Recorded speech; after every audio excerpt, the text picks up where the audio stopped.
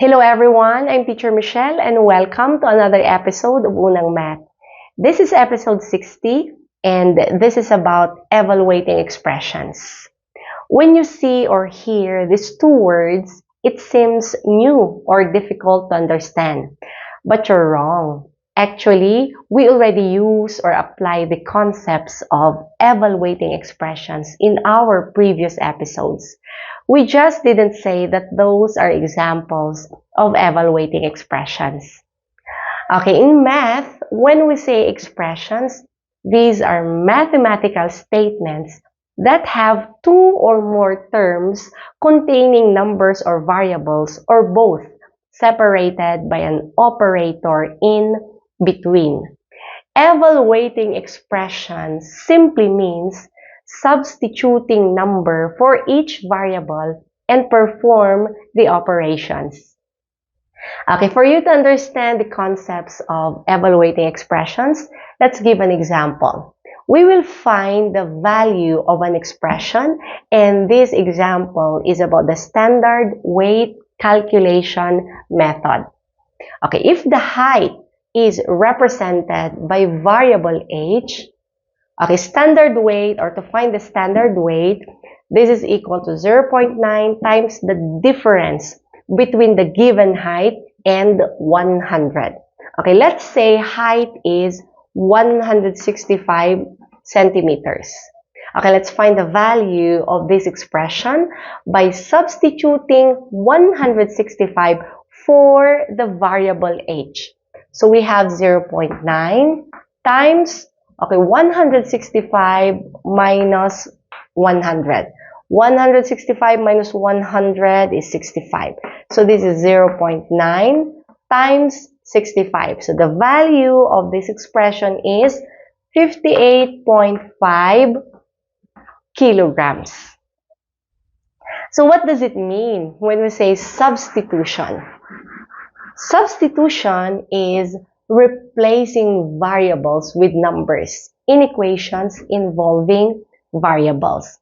And the value of an expression, this is the result or the answer obtained by substituting numbers for variables in an expression involving variables.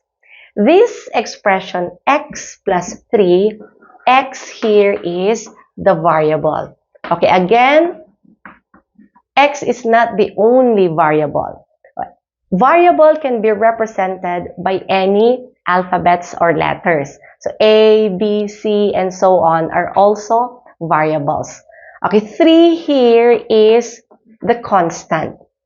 Okay, in an expression, a number without any variable beside it is what we call the constant. Okay, in this next slides, I'll be giving more examples on how to evaluate expressions following these three things that we need to remember.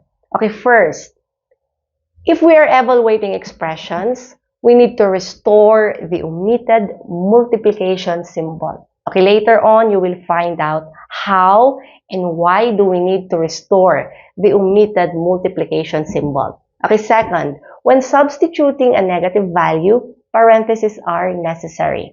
You will also find out later why do we need to put negative value inside the parentheses.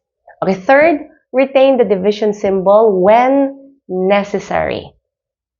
Okay, example. Let's evaluate 2a plus 8 if a is negative 6. 2a means 2 times a. Okay, we need to restore the omitted multiplication symbol. So this is 2 times the value of a, which is negative 6. Since this is a negative value, we need to put negative 6 inside the parentheses. So 2 times negative 6. What will happen if we will not put negative 6 inside the parentheses? If we will just write this way, 2 times negative 6, this looks very confusing. Okay, that's why put negative 6 inside the parentheses. So 2 times negative 6, okay, plus 8. So multiplication, addition, so that means we need to multiply first. So this is negative 12.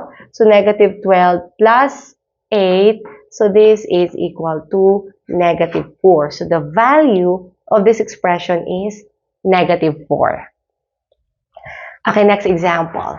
Evaluate 3 minus 3ab if a is equal to 5, b is equal to negative 2. Okay, let's substitute these numbers for each variable. 3ab means 3 times a times b. So this is 3 minus 3. What's the value of a? 5. So times 5. We don't need to put 5 inside the parentheses because it's not a negative number. Okay, 3 times 5, b is negative 2. So times negative 2. This time we need to put inside the parentheses. Okay, multiplication, subtraction. So we need to multiply this one first. So 3 times 5 is 15. And 15 times negative 2 is negative 30. So we have here 3 minus negative 30. Okay, minus sign or subtraction becomes addition.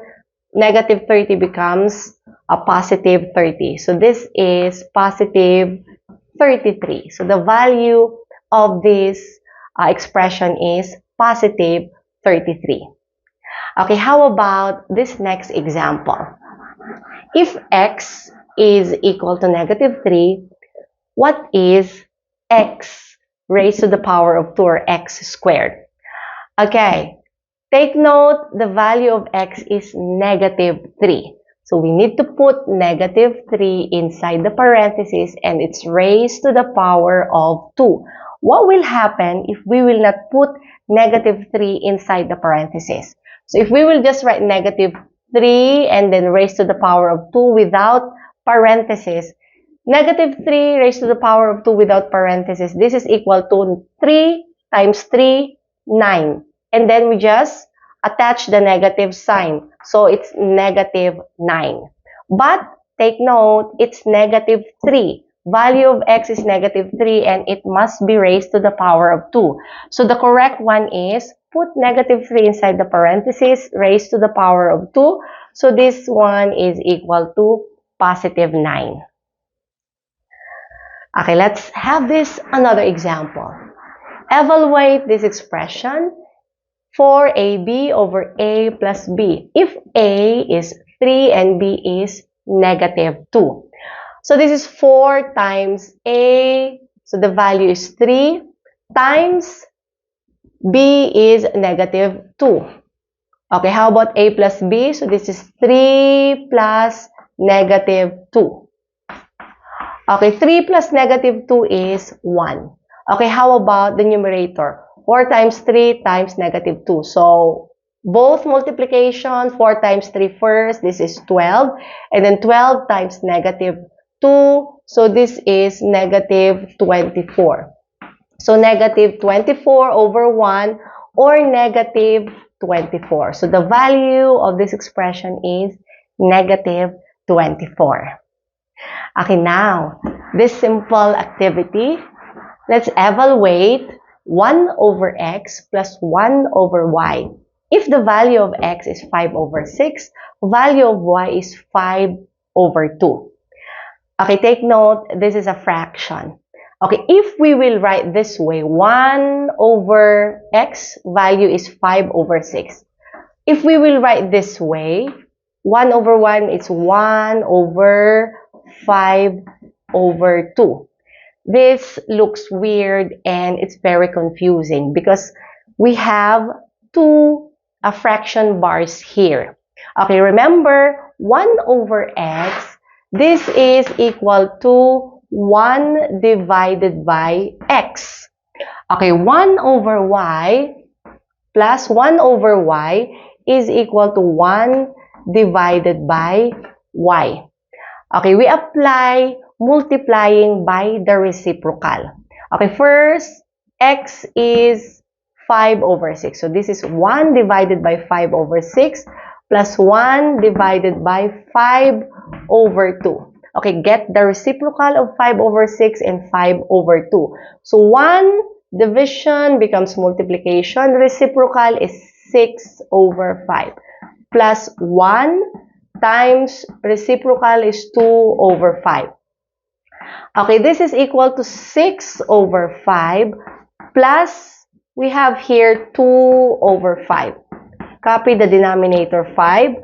So this is 8 over 5 or 1 and 3 over 5. So the value of this expression is 1 and 3 over 5.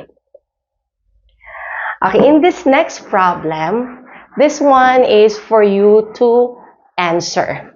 Evaluate negative a raised to the power of 3 minus 6 if the value of a is negative 2. Okay, in evaluating this expression, be very careful. Okay, the value of a is negative 2. So you have to put negative 2 inside the parentheses and raise it to the power of 3. And this negative sign here will be outside the negative 2, which is inside the parentheses. Okay, you may write your answers or your answer in the comment section.